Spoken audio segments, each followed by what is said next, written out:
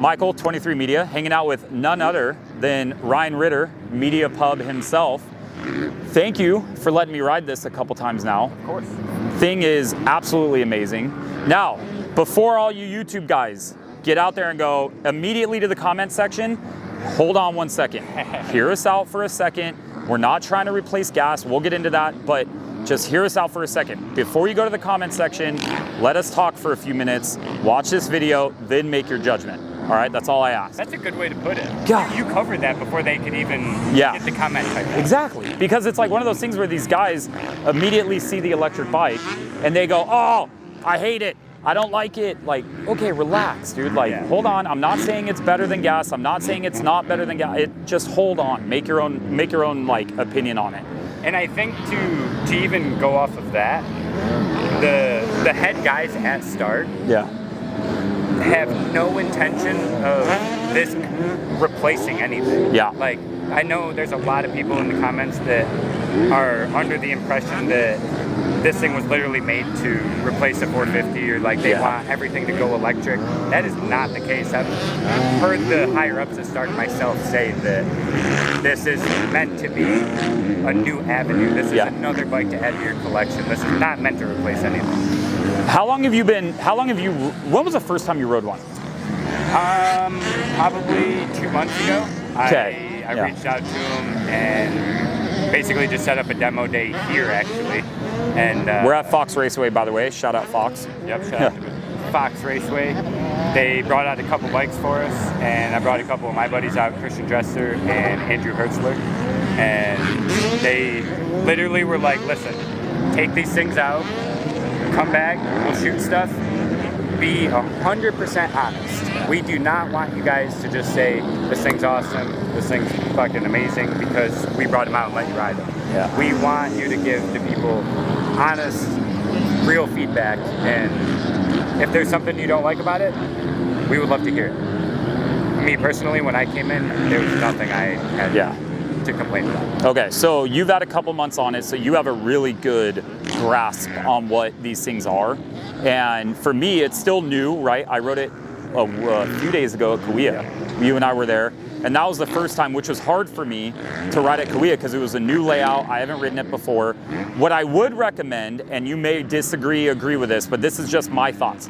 When I was at Kauai, I was riding my KTM, and then I jumped on this, and I had a hard time riding it. Granted, it was the first time, but I had a harder time. Today, I didn't bring my bike. I just hopped on this, and I immediately felt good, like right at home, immediately. And so I don't know, because you brought your gas bike too, you brought your Yamaha, and do you have that sense, like if you bring both, it's kind of harder to adjust to this, or no? So I think that's definitely a preference thing, or like an opinion thing, because I am at a point right now where I'm almost a complete opposite. I bring both of my bikes to the track. I usually go out on this first, and then I will go out on the 450. And I'm at a point right now where I feel better on my 450 than I probably ever have. And I honestly owe it to this thing, because I go out on this thing and I dial in my form, I dial in where my feet are supposed to be, because you're never having to move your feet with the handbrake. Your feet are locked in where they're supposed to be at all times.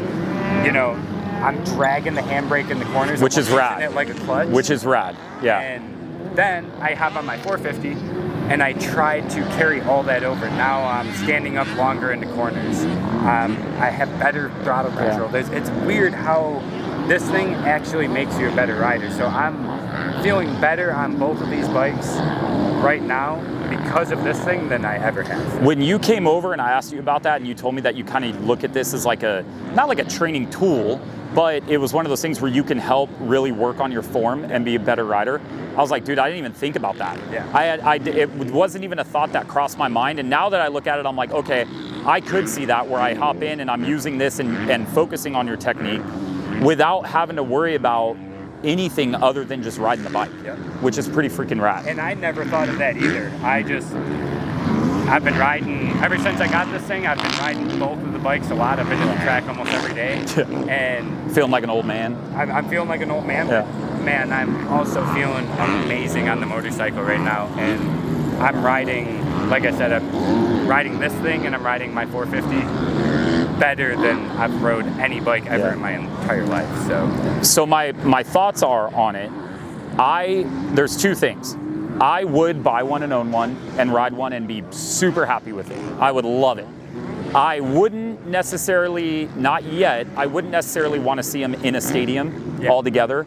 There is something about like gas-powered bikes, just loud and just obnoxious, and just everything that goes along with it is what I love. I don't really know, maybe 30 years from now, who knows? I don't know. It could completely take it over. But that is one thing where I'm like, damn, it would be kind of hard. And I see in the comments section their argument of like, dude, I don't want to see a stadium fill them. I can understand that. I get that. But riding one of these things makes you feel like that video, the GoPro video, it makes you feel like a little kid. Yeah. And just how you're able to corner, how you're able to like use the power of it.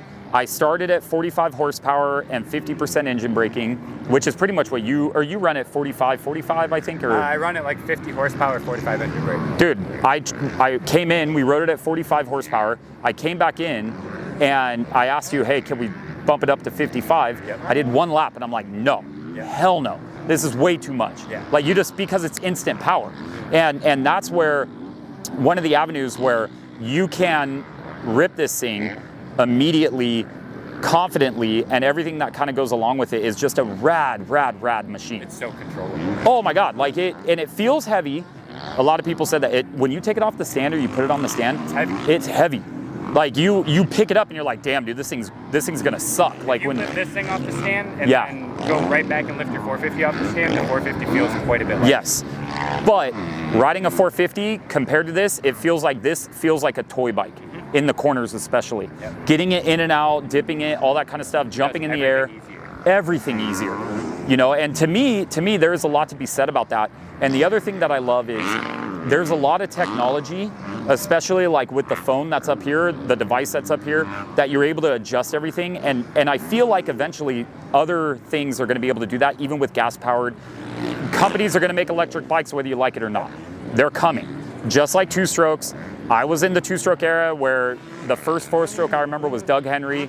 Sounded like a fart going through LA Coliseum. That thing came in 98, I want to say. And then two-strokes completely phased out by 2007. And that's a great point that I wanted to bring up on one of the things you just said before. There was a point where everybody was so mad about 450, about four-strokes getting introduced because they were saying the same shit, right? Yeah. I don't want to hear a stadium full of four-strokes. Yeah, that's very true. I said that. Exactly. Now, nobody even thinks of anything like that. Yeah. And again, I'm not saying that you're going to see a stadium full of these, but me personally, I think it would be fucking rad to find a way to incorporate these into racing. I do too. And there's already some people doing it, some organizations in other countries, and they're able to monitor the horsepower output the whole race, so you can for sure know that this bike's not cheating at any point. And there's ways to do it that, you know, you can compatible with a normal bike. I think it's MXGPs that are adding a class, aren't they? Yep, yeah. They just added an electric bike. So here's the thing: is you'll have a whole track full of them on at one time. I'll be able to make more of a judgment on the sound part of it when I see all of them out there, because these things aren't quiet. No. Like even though they're electric, they're not like your. They have that zing zing. Yeah, the zing. Yeah, but you also have the tire noise. Like you have like the bike makes. Slapping. Yeah, like it still makes noise. So if you put 20 or 30 of them on at one time, you're going to have noise. Yep.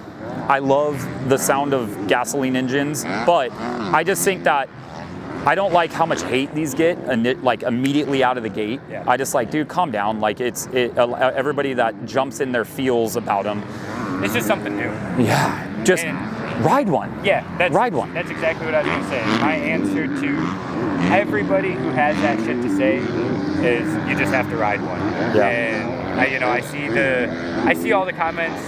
They're paying you to say this. Nope. They're you know, whatever. I have not received a penny. I am 100% honest, and everything that I have to say about him, I would love to pick something apart about it. I would love to, but I just don't have anything yet that I can pick apart about it. The only thing I didn't like about this, and I understand why you have it this way or what you've used it for, I would for sure put the rear brake on the bottom. Yeah. Just because those oh shit moments, like you want to hit the back brake and you just out of riding you forget. They both have their benefits. Like the mountain bike guy sees this and he's like, they love my it. God, I might be able to rip this thing. Yeah. Or, you know, the younger generation of kids who like Surons, like to wheelie all the way down the driveway to the track. Like this thing is so damn fun to just wheelie up and down it's your so street. much fun. Like you don't get cops yelling, like cops called on you. Not like that I'm telling everybody to, you know, take it out and wheelie up and down. We're not. We're definitely not telling you that. But if you happen to accidentally in a closed course, it does so many things so damn fun. And that's what I ask everybody when they get off of. How much fun did you have? Blast. It was incomparable. Yes. Yeah, like and it was just one of those things where you literally, it's something new, fresh and exciting, and it handled, like if it didn't handle as well as it did, I probably wouldn't like it as much, because they would be like, oh, the electric motor's cool, but I could get a lot of power out of another bike. There's nothing that special about it. No, but dude, I don't know how to explain it. It's hard to explain how this bike feels when you're riding it. It tracks really good. Yeah. It feels glued to the ground. That's one thing that I really try to emphasize, because that's one thing that is legitimately making me a better rider. This thing is so glued to the ground. It allows me to hit everything faster, a little bit harder. And like I said, I carry that over to my big bike, my 450. Yeah, your big bike, And now I'm hitting everything that same speed, and I'm carrying momentum better, and it just, you know, I could go on for days on why I love this thing. Yep. So the bottom line thing that everybody asks, every single person when I first posted a photo of this is, would you buy a Stark over like a current Honda or whatever, like whatever bike? I wouldn't. I want both. I want both. Right. Because there's going to be times in the future where there's going to be electric bike tracks only. Yeah. And I want to be able to say, hey, I want to hop on. There's guys, and all you guys that are in your feels right now about the electric, you guys own a 4-stroke and you guys also own a 2-stroke. So all you guys that are all 2-stroke heavy guys, you guys also bought a 4-stroke and you ride that, and then you see 2-stroke stuff, you ride the 2-stroke. You're still guilty. Yeah. So I think there's an avenue of both. Yeah. Not everybody's going to be able to afford to do both. Right. I get it. And I want to know your answer to that, but I have a thought, because I keep forgetting to say this, is how long the battery life is. Like, that's what everybody says. I rode 240, or no, not 240, God, I'd be pro if I was doing 240-minute motos. You did 220. I did 2 20-minute motos, and it got down to 40% battery life, and I was on it pretty good. I'm not riding it like a pro rider, but I was on it pretty hard, and it was perfectly fine. And then other people got on it, still rode it after. You, for sure, if you're a weekend warrior rider and you're just kind of hanging out here and coming out for a few hours on a weekend or even on a weekday, you're gonna be fine on the battery life. Yeah, perfectly fine. If you're normally coming to the track and not doing any more than 3 motos, correct, you're good. Yes, I 100% agree. And so if I was going out and buying a bike and there is other avenues of why I like the other bikes a little bit more, but if I had the means to do it, I would 100% add this to the collection and ride both. And it's, again, for me, it's just, it all depends on what you want to do on a dirt bike, right? Nowadays there's so many different avenues and disciplines for it. Yeah. If you are a guy who watches Colby Raha's shit and you're like, I want to hit street shit and I want to do different stuff on the dirt bike. Exactly. This right here is your answer. Exactly. You don't even need a gas bike if you want to do different stuff. And then, again, if you're a track guy, if you're a race guy, adding this to the collection offers a lot of benefits. Yes. Again, if you don't have an extra 14 grand to spend on another bike, it's very understandable. Yeah. But again, I will tell you, if you get an opportunity to ride one, take it. Absolutely. Do as many laps as you can on it, and I promise you might be considering going full electric after. If it's a deal where you have to pick and choose either the gas bike or this, you're able to do everything you can on the gas bike on this thing. Yes. You definitely want to make sure it's charged. I tell everybody when it gets down to 20%, you want to treat it like your tank's getting low of gas. You don't want to probably go out and do the biggest triple on 20%. I probably wouldn't do it even with 100. Me either. Yeah. But that is the thing for me, is if I spent more and more time on this, I could see myself being like, nah, I'm gonna ride the electric a little bit more. Like just because you don't have to worry about the gas, you don't have to worry about the maintenance. Dude, the maintenance level on these things, if you're chain a lube, lazy guy, chain lube. This is what you want. Yeah. You literally like vet riders rejoice. Yeah. So I love this thing. I tighten the spokes, make sure the chain's tight, make sure the battery's charged, and I'm fucking off on my way to the track. Like, it's, again, I 100% understand it is not for everybody, but man, you kind of sound like a kook if you're just hating on it because it's correct. That's what I don't like. I promise it's really good. Yeah, that's what I don't like. It just give it a little spider. Give it a try. Just there. You can demo these things. A lot of different places you can demo them. Whether you're in Southern California, East Coast, whatever, there are people everywhere that you could demo these. Yeah, with. If you really want to ride one, reach out to a dealership that's close to you, or you might have to do a little bit of digging on Instagram to find somebody. But God forbid you have to do work. Yeah, right. Yeah, put in a little effort. Yeah, but it's cool. I love it. It is definitely a bike that I want. I want to buy one. I can't afford one right now, but it is in the plans of having one of these. Just because, like I was telling you, is I could see, like, I live in Temecula, you live close in Temecula, and you can go out into the hills. I don't have to worry about it. Yeah. Right now, if I go on my gas bike, I'm like, dude, I don't want to get towed, dude. I don't want to get it impounded. Like this, I gear up in my garage, ride out. Nobody's going to say anything, you know. So there's a lot of avenues to it. If they're standing in their garage and they see you go by, it's electric. So much harder for them to complain because they're like, well, he's not making noise. Correct. Yeah, the noise is a big thing, and I love moto. First and foremost, I don't want tracks to shut down. Of course. The more tracks that we have is better, and the better for the sport. Whether you guys like it or not, you need bikes out there that are going to not get tracks shut down. Yeah. You know. Even this might sound silly to some, but even the more of these that are at the track, it makes it easier for the track to pitch to the city. Hey, we have more electric bikes getting involved. It's quieter. It's not so many gas bikes. It just makes everything easier for everybody. Yeah. Again, I hate to sit here and just like sound like I'm just a fucking bitch for Stark, right? But you're not, because I talk to you off camera and I you know me, I don't bullshit. Right. So if you were like off camera, I hate the bike, I would be like, dude, we're not doing this interview. I'd be like, no, that's not what you just said 10 seconds ago. But you're 100% right. That you're not a homer for it. And man, I have to say that the people that they have involved within the company is also a part of why I'm fully engulfed. I'm diehard Stark. Like, the people that they have in there are all some of the sickest people I've ever met, some of the smartest people I've met, and it's a company that even if I was paying them and giving them all my money, I would feel good about giving them my money. Yeah, you'd be happy. But yeah, that's it.